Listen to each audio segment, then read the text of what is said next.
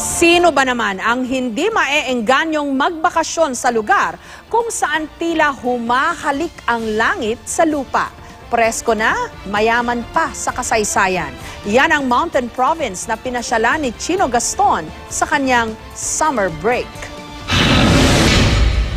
Sa dami na ng lugar sa Pilipinas na napuntahan ni PJ, may isang probinsya na paulit-ulit niyang binabalik-balikan. Sanay na akong sumakay sa taas ng jeep, sa taas ng truck. Meron palang bagong activity, yung paragliding. So maswerte ako, tapos maganda pa yung lipad kasi tumaas kami.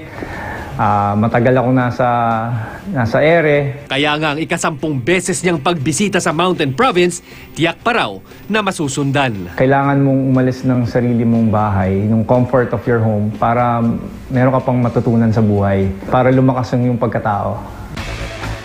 Malayo man at mahaba ang biyahe, sulit na sulit ang pagod patungo sa probinsya kung saan madalas humalik ang langit sa lupa.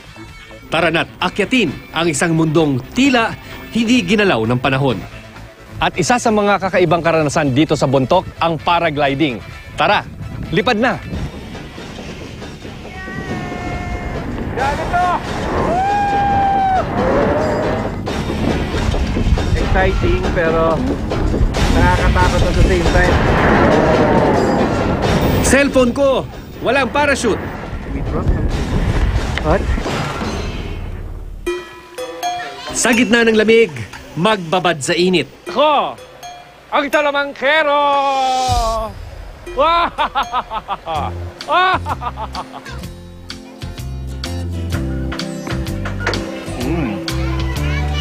Sulfur flavored.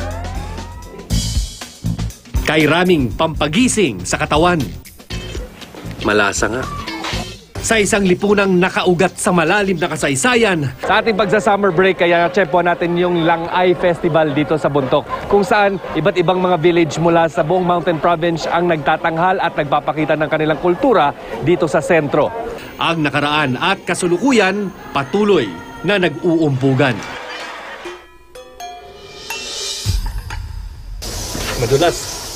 Mas malamig pa. Ang buhay ay isang mahabang pakikipagsapalaran. May hapunan! Ay, nawala na yung hapunan. Maganda rin ang lugar na ito, di lamang sa mga tanawin, pero para na rin sa gustong magbawas ng timba. Huwag matakot maglakbay. Pauwiin ang pagkauhaw at pananabik na makatagpo ng bago. Oh, kayo naman. Sarap! Pwede na bang motor to? At makaranas ng mga di malilimutang